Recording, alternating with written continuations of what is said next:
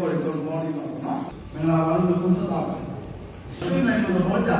ဘာကြောင့်ဘောကြလဲဆိုတော့ digital marketing မလုပ်ခဲ့တဲ့ organic system ပေါ့နော်ကျောင်းသားများတွေနဲ့ကျောင်းသားတွေရဲ့အကြိုက်ဖြစ်နေတဲ့ကျောင်းတစ်ကျောင်းတွေကျွန်တော်မြင်လိုက်ရဒါဆိုရင် results ကိုကြည့်တော့အရင်ကောင်းတယ်ကျောင်းကနေပြီးတော့အောင်မြင်သွားတဲ့ကလေးတွေရောမအောင်မြင်တဲ့ကလေးတွေရောအတွက်ကိုရှားတဲ့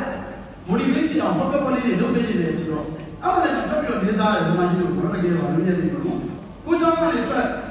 သွားပြီးတော့အဲ့ဒါကိုဆောင်ဖို့မဟုတ်တော့ဘူးလို့စမကြီးဆိုင်ကြီးတော့မရှိပါဘူးနော်ကျောင်းသားတွေကိုစိတ်အလေးလေးမဖြစ်အောင်ဘောမှာရည်တည်နိုင်အောင်လို့ဆိုပြီးတော့စိတ်ကွာပေး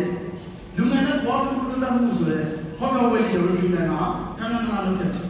အဲ့ဒါတိကျဆိုပြီးတော့ self education ပေါ့ဒါကြောင့်ကျွန်တော်ကလေးတွေနဲ့ပြောပြီးတော့ကျူးစင်သောကျောင်းသားရင်းတဲ့သောယောက်ျားဆိုတဲ့ခေါင်းစဉ်လေးနဲ့ကျောင်းသားကိုပြပါလေဆိုတော့ယောက်ျားကောင်တစ်ယောက်ဖြစ်လာအောင်ဒီခွင့်ပြုစီတဲ့ပေါ့ဒီကဟောပြောဝေးလေးတွေဆွေးနွေးဝေးလေးတွေကျွန်တော်စသဖြင့်စစမကလုပ်တယ်ကျောင်းတစ်ကျောင်းကိုကျောင်းထားတဲ့အခါမှာမိဘတွေကရွေးချယ်နေသုံးလို့ရှိပါတယ်ပထမတစ်ခုကတော့လမ်းနဲ့အပေါ်မှာတင်ယူစရာတွေရှိရကျောင်းကျောင်းတင်ယူစရာတွေရှိရတယ်အတင်ယူစရာတွေအပြည့်ရှိတဲ့ကျောင်းကျောင်းတွေရှင်းနေကိုကျွန်တော်ကတော့ဘုံမပြပါနောက်တစ်ခုကတော့ happy environment ကျွန်တော်ကလေးတွေနဲ့တွေ့တဲ့ချိန်မှာကလေးတွေဟာစိတ်ရင်းနေတာစိတ်ကိုယ်ပန်းနေတာကြောက်ရွံ့နေတာမတွေ့ရဘူးကလေးတွေကတော့ရှင်ရှင်နဲ့တွေ့ရတယ်ဒါမှလည်းတော့သဘောကျစရာအချက်ပါနောက်ဆုံးတစ်ချက်က safety environment ကလေးတွေကဘုံဘုံဘေးကင်းဖို့လိုပါတယ်။ဒီတော့ကျောင်းရဲ့အင်တာနက်ဒီပါရှိတယ်။ဒီနေ့ကလေးတွေတော်များများကအင်တာနက်ဒီပါမရှိဘူး။ဆရာဆောင်မတွေလည်းအားကိုးရတယ်။ကလေးတွေကတော့ကောင်းတယ်မိဘတွေရှိတာတင်ယူမရနိုင်ဘူး။ဆရာဆောင်မတွေကောင်းမှတော့ကလေးကပြောတိုးတက်မှဖြစ်တဲ့အတွက်ကလေးတွေကိုအနည်းဆုံးနော်80%လောက်ဆရာဆောင်မတွေကလည်းထိထိနေရတာဖြစ်ပါတယ်။ဒီချက်တွေကိုသိရတဲ့ဆိုင်ဆောင်မတွေတို့ဟာအဲဒီလည်းတောင်းမှဖြည့်ဆည်းပေးနေတယ်ဆိုတော့လူတွေဘုရားတွေကလေးတွေရနိုင်တယ်။မိဘတွေကအရေးကိုအားရနေတာ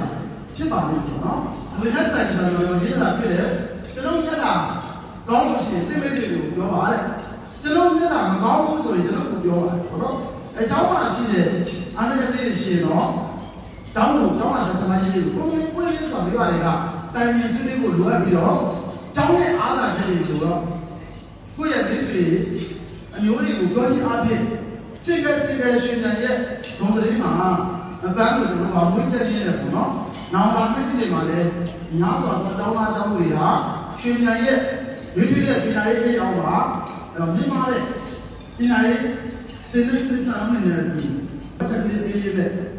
အားလုံးကိုအထူးကျေးဇူးတင်ရှိပါတယ်လို့ပြောကြရည်လည်းဒီကုန်းရှောပါခင်ဗျာ